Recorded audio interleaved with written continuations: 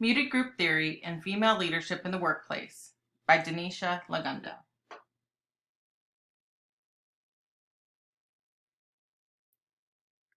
This presentation will apply muted group theory to examine gender communication gaps impacting female leadership in the workplace due to the male-dominated dynamics within organizations. Muted group theory serves as a valuable tool in helping to navigate workplace discrimination. Founded by Edwin and Shirley Ardner, muted group theory states that women and men experience different realities as a result of their power differences in society. Researcher Charisse Cromeray expands this theory through a feminist lens to include that language is a man-made construct and distorts women's voices and experiences.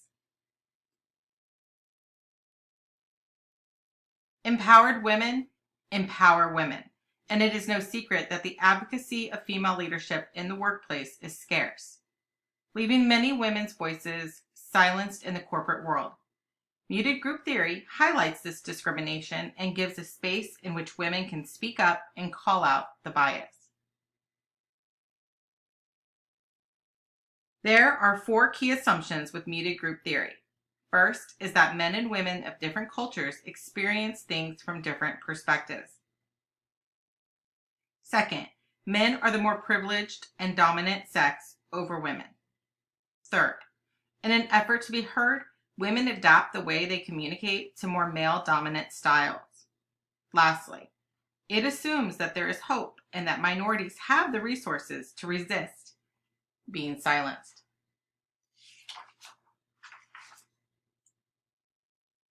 The 2 ultimate goals of muted group theory are to raise awareness of the silencing of women's voices and to change the language so that women's experiences and perspectives are represented and respected.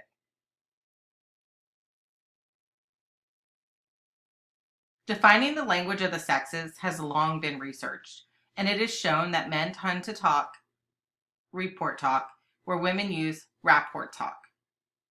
Women communicate to build relationships and earn trust. Men speak to get to the point, demand what they want, refuse what they don't want, and argue a point. The merging of these 2 unique ways of communicating is beneficial in the workplace, especially when networking. Yet, the female style of speaking has been boxed into a negative connotation and taken for granted.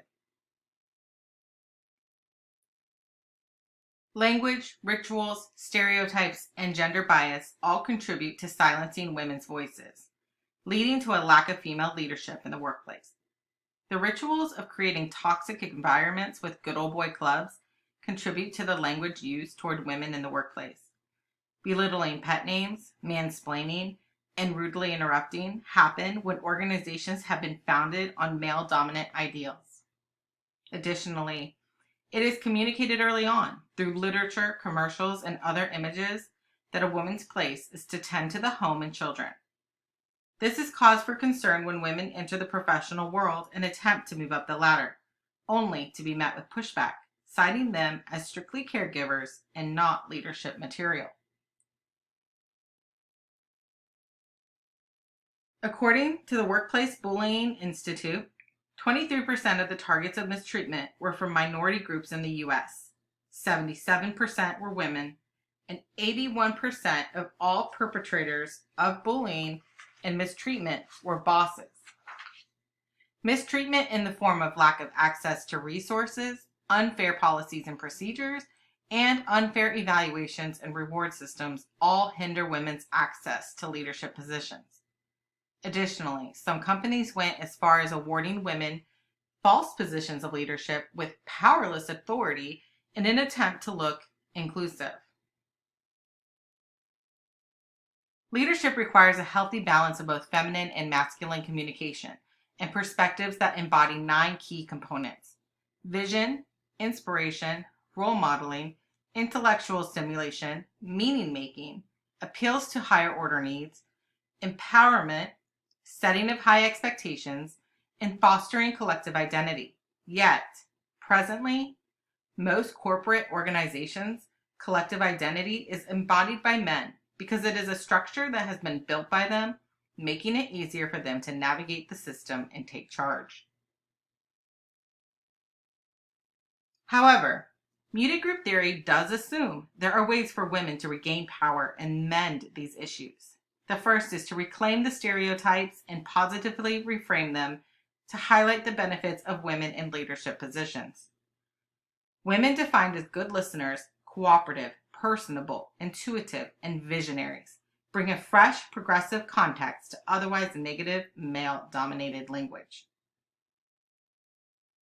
It has also been shown that transformational leadership, which makes space for staff to contribute their diverse experiences, has led to more prosperous, inclusive environments for both men and women. Transformational leadership provides more leadership training, networking, and mentorships for women wanting to become leaders within their organization. It also allows for career progress tracks and more exposure to various responsibilities to help women advance.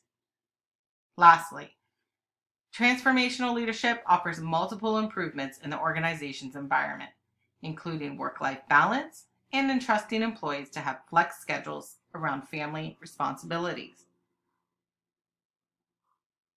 In conclusion, muted group theory has provided a concrete idea upon which women can create action by raising awareness of women's silenced voices and shine the spotlight on the workplace conflict, giving hope to future young women. By overshadowing negative stereotypes, incorporating education, role modeling, and advocacy for women to be involved in leadership, it is possible to change the outdated social norms and put women in the lead.